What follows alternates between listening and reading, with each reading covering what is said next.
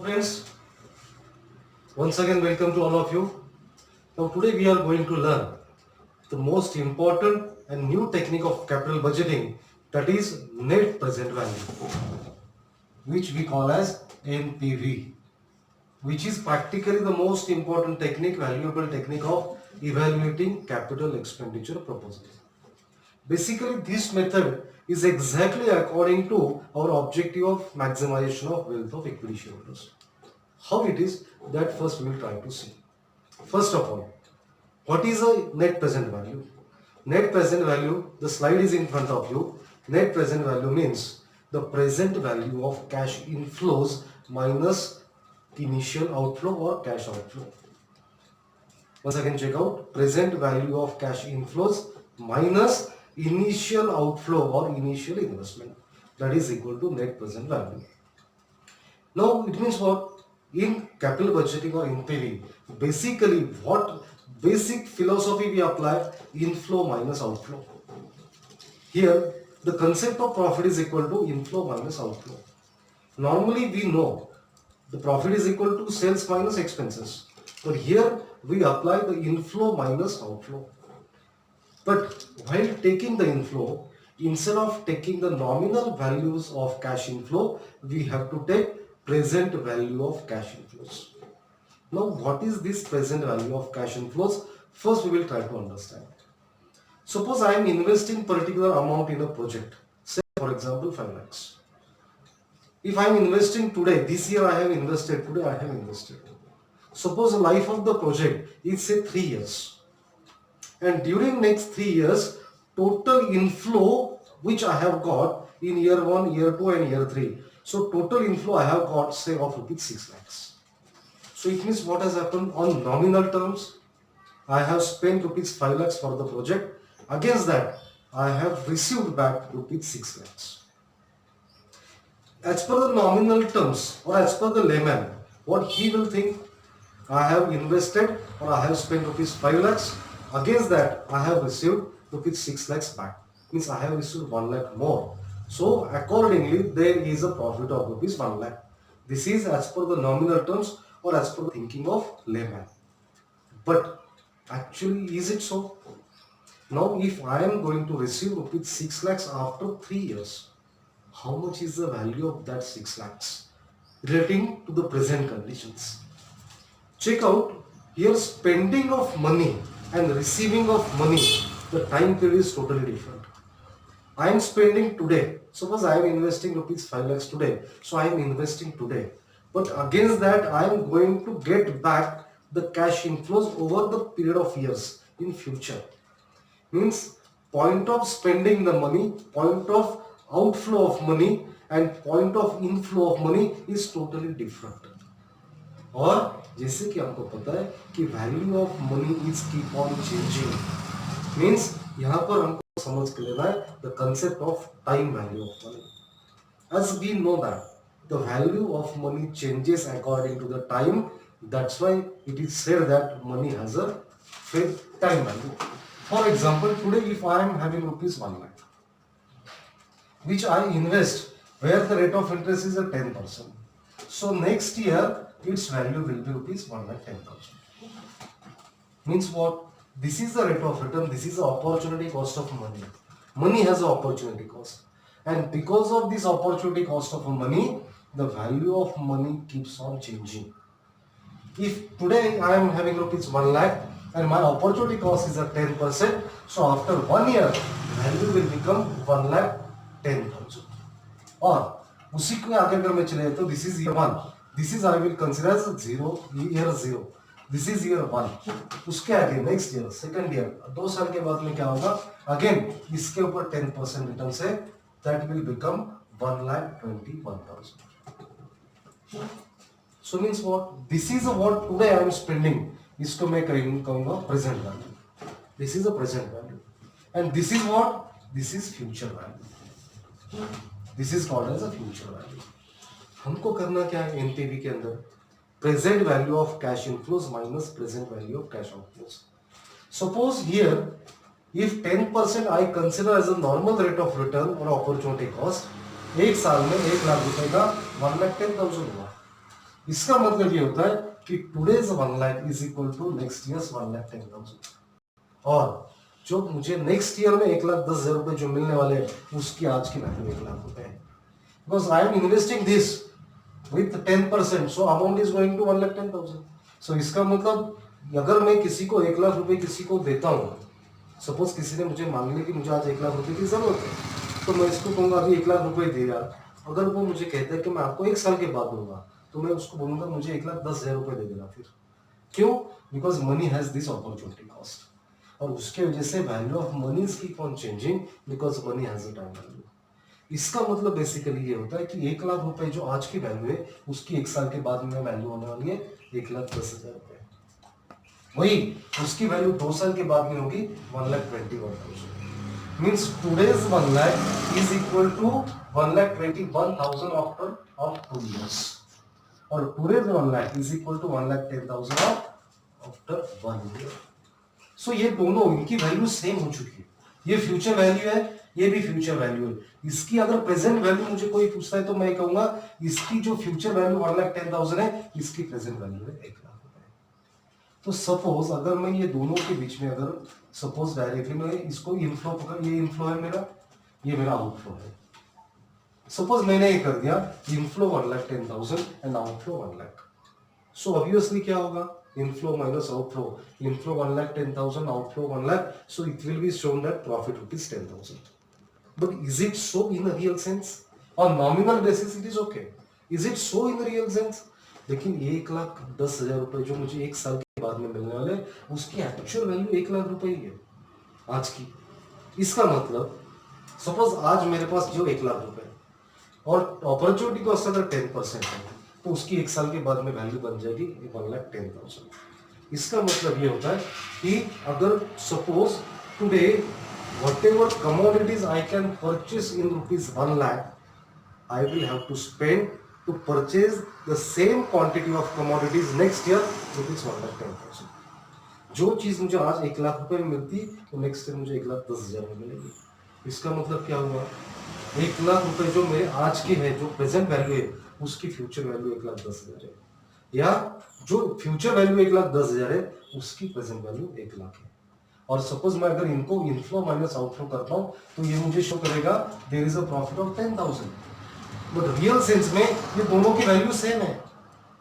तो अगर मैं रियलिस्टिकली अगर उनको ट्रेड ऑफ करता हूं, तो वहां पर नो प्रॉफिट नो लॉस आएगा, क्योंकि 1,10,000 उसके वैल्यू आज की 1,00,000 ही है, या आज के 1,00,000 फ्यूचर वैल्यू 1,10,000 है। इसका मतलब मैंने जो 1,00,000 इन्वेस्ट किए उसके बदले में मुझे 1,10,000 मिल गया, तो that I have earn nothing. सिर्फ whatever is the worth of rupees 1,00,000 that has been maintained. So tomorrow's 1,10,000 that is after 1 year, उसकी आज की वैल्यू 1,00,000 ही है। सो इसकी अगर रियलिस्टिक रियल वैल्यू में निकालता हूं तो 1,00,000 आती है। सो आउटफ्लो 1,00,000, इनफ्लो 1,00,000। अगर मैं इनफ्लो माइनस आउटफ्लो करता हूं तो कुछ भी नहीं मिला। सो इसका मतलब क्या हुआ कि मुझे रियल सेंस के अंदर रिटर्न्स कब मिलेंगे, if the next year I earn more than 1,10,000। एक 1,10,000 itself is a time value of the money. By the time 1,00,000 की वैल्यू 1,10,000 होने वाली है। सो अब तो अगर मुझे 1,10,000 रुपए अगर नेक्स्ट ईयर वापस मिलते हैं, तो मुझे सही मायने में रिटर्न्स कुछ नहीं मिलते, सिर्फ मेरी जो 1,00,000 की वर्थ है वो मेंटेन हो गई है। सो इसका मतलब अगर मुझे रियल सेंस में अगर अर्न करना है, तो I should earn more than 1,10,000। तो इसके ऊपर जो मुझे मिलेगा वो एक्चुअली मेरा रिटर्न होगा, और इसी को कहते हैं हम नेट प्रेजेंट वैल्यू। तो इसका मतलब हमने क्या करना है, सो मेरा प्रेजेंट वैल्यू जो है, जो फ्यूचर वैल्यूज को मुझे प्रेजेंट वैल्यू में कन्वर्ट करना है, और फिर मुझे इनफ्लो माइनस आउटफ्लो करना है। Again why this is so, because I am spending today, मैं आज 5,00,000 रुपए इन्वेस्टमेंट कर रहा हूँ किसी प्रोजेक्ट में, लेकिन आगे आने वाले 5 साल के अंदर मुझे रिटर्न मिलेंगे 6,00,000 रुपए।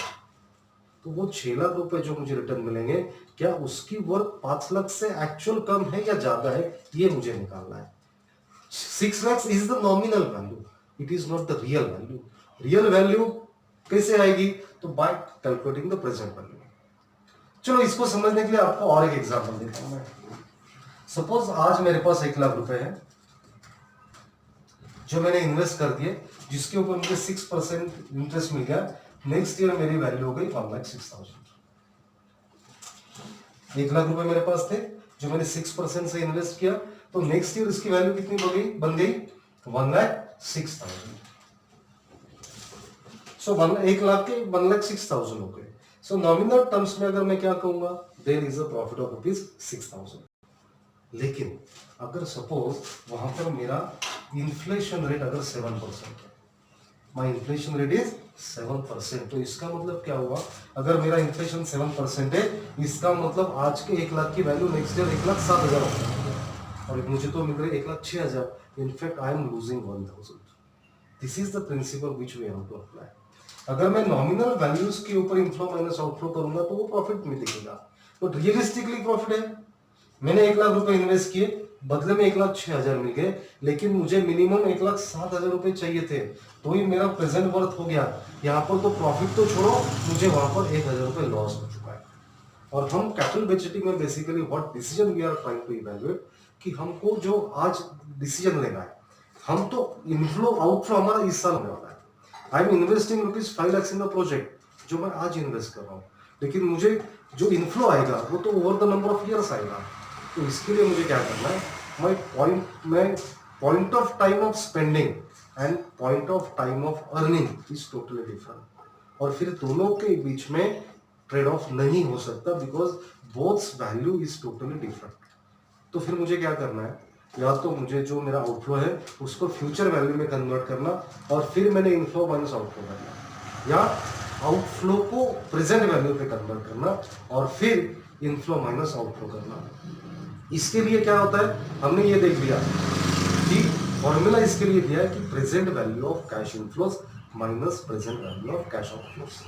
तो हमको करना क्या है कि सपोज हमको कोई एक प्रोजेक्ट दे दिया जिसका एक पर्टिकुलर इनिशियल इन्वेस्टमेंट आउटफ्लो है, और उसके सपोज नेक्स्ट 5 इयर्स के हमको इनफ्लोज दिए गए, तो वो जो इनफ्लो है वो टाइम टू टाइम मिलने वाले हैं, उसकी वर्थ और आज जो हमने इन्वेस्टमेंट किया दोनों की वर्थ अलग है, तो दोनों को सेम वर्थ में कन्वर्ट करना है एंड देन फिर कंपैरिजन करना है इनफ्लो माइनस आउटफ्लो।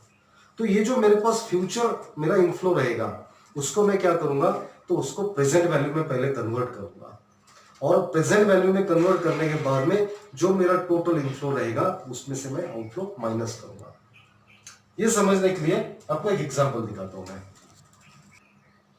सो देखो, अब जब हमने एक एग्जांपल कंसीडर किया कि this is my outflow, this is my outflow that is a today which is considered as a 0 year, इसको कहते हैं ईयर 0, इसको कहते हैं ईयर 1, दिस इज ईयर 2। अब ये जो ईयर 1 में 1,00,000 रुपए जो मैंने स्पेंड किए, उसके अगेंस्ट ईयर 1 में मुझे 1,10,000 मिलने वाले हैं, और मेरा अपॉर्चुनिटी कॉस्ट है 10%।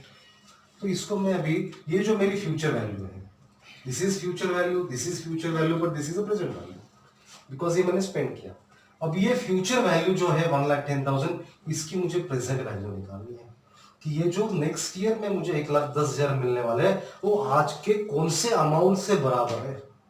हम बहुत बार कहते हैं ना कि सपोज अगर मुझे 1990 के अंदर 2,00,000 रुपए मिल गए थे, तो हम इमीडिएटली कहते हैं 1990 के 2,00,000, इसका मतलब आज के हो गए कम से कम 15,00,000 रुपए, तो हम उसकी वर्थ निकालते हैं ना। तो वो हिसाब से अगर मुझे जो 1 साल के बाद में 1,10,000 मिलेंगे, उसकी आज की वैल्यू क्या होगी।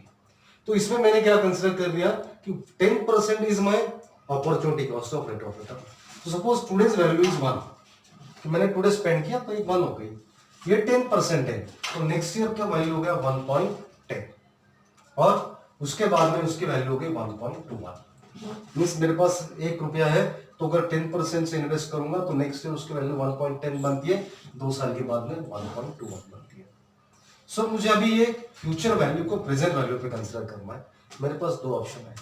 पहला ऑप्शन जो है मेरे पास ये 1,10,000 डिवाइडेड बाय 1.1, तो क्या हो गया 1,00,000। Means my today's 1,00,000 is equal to next years 1,10,000, या नेक्स्ट ईयर जो 1,10,000 मिलने वाले उसकी वैल्यू मेरी आज की 1,00,000 रुपए। इसी को आप यहाँ पर चेक करो, 1,21,000 डिवाइडेड बाय 1.21, सो इसकी भी वैल्यू आएगी 1,00,000। तो ये मेरा इक्वल है। सो इसका मतलब ये होता है कि जो मेरे पास फ्यूचर वैल्यूज आएंगे उनको एक तो मैं डिवाइड करूं, इसको कहते हैं रुपीज क्यूमुलेटिव वैल्यू। जो 1 रुपये की क्यूमुलेटिव वैल्यू आएगी वो क्यूमुलेटिव वैल्यू से मैं डिवाइड करूं, या उसके लिए दूसरा ऑप्शन एक होता है कि सपोज मैंने यहां पर कर दिया सपोज मैं निकालता हूँ 1 डिवाइड बाय 1.1, ये आता है 0.909, या मैं दूसरा निकालता हूँ यहाँ पर 1 डिवाइड बाय 1.21, तो ये आता है 0.826. So these are called as dividing factors. Now these are the multipliers. These are the multipliers. या तो मैं ये अमाउंट से इसको डिवाइड करूं या तो इस अमाउंट से मैं इसको मल्टीप्लाई करूं. You can cross check it. 1,10,000 into 0.909, answer will be 1 lakh. 1,21,000 multiplied by 0.826, answer will be 1 lakh, and so on. So these are the two ways. Either I should divide the future cash inflows by cumulative value of rupee, or I should multiply the future cash values with these multiplier factors. इसको कहते हैं discounting factors. इसको कहा जाता है discounting factors. So ये 1 रुपए की जो cumulative value है, या तो इससे मैं future value को divide करूं, या ये जो डिस्काउंटिंग फैक्टर्स जो मुझे मिले हुए जो मल्टीप्लायर है, इससे ये डिस्काउंटिंग फैक्टर से मैं फ्यूचर वैल्यू को मल्टीप्लाई करूं तो मुझे इसका प्रेजेंट वैल्यू आता है. 1,10,000 and 1,21,000 is a future value. इसकी अगर मैं प्रेजेंट वैल्यू निकालता हूं 10% से, तो ये आ गया 1 लाख, अगेन 1 लाख. यहाँ पर मैंने 10% पकड़ लिया. तो हमको एक्चुअली अभी करना भी वही है. तो हमको करना क्या है, तो हमारे पास फ्यूचर वैल्यूज दिए रहेंगे, फ्यूचर इनफ्लोज में हमारे पास रहेंगे इन नॉमिनल टर्म्स. वो फ्यूचर इनफ्लोज जो रहेंगे उनको एप्रोप्रिएट डिस्काउंटिंग फैक्टर्स अप्लाई करके हमको उसकी प्रेजेंट वैल्यू निकालना है. प्रेजेंट वैल्यू जब हम निकालेंगे तो फिर वो सब इनफ्लोज की टोटल प्रेजेंट वैल्यू निकालना, उसमें से आउटफ्लो को माइनस करना, जो भी डिफरेंस आएगा that is called as a net present value. It means present value of cash inflows minus present value of cash outflows. So हमको क्या चाहिए, इसका मतलब हमको मेनली 3 चीजें चाहिए. हमको एक तो चाहिए future cash inflows over the number of years, 3 साल 5 साल 10 साल जो भी उसका फ्यूचर प्रिडिक्शन रहेगा. तो से सपोज मैं 5 साल पकड़ता हूँ, तो 5 साल का मुझे क्या चाहिए, फ्यूचर कैश इनफ्लोज चाहिए नॉमिनल टर्म्स में. फिर दूसरी चीज मुझे क्या चाहिए, तो मुझे डिस्काउंटिंग फैक्टर्स चाहिए. इसको फ्यूचर वैल्यू से मैं मल्टीप्लाई करूंगा तो मुझे उसकी प्रेजेंट वैल्यू मिलती है, और इन प्रेजेंट वैल्यू को मैं ऐड करता हूं तो मुझे total present value of cash inflow मिलती है. और ये जो मेरे पास total present of cash inflow आएगा, इसमें से मुझे आउटफ्लो को, इनिशियल इन्वेस्टमेंट को माइनस करता हूं तो मुझे मिलता है नेट प्रेजेंट वैल्यू. आपको समझने के लिए मैं आपको फॉर्मेट दिखाता हूं.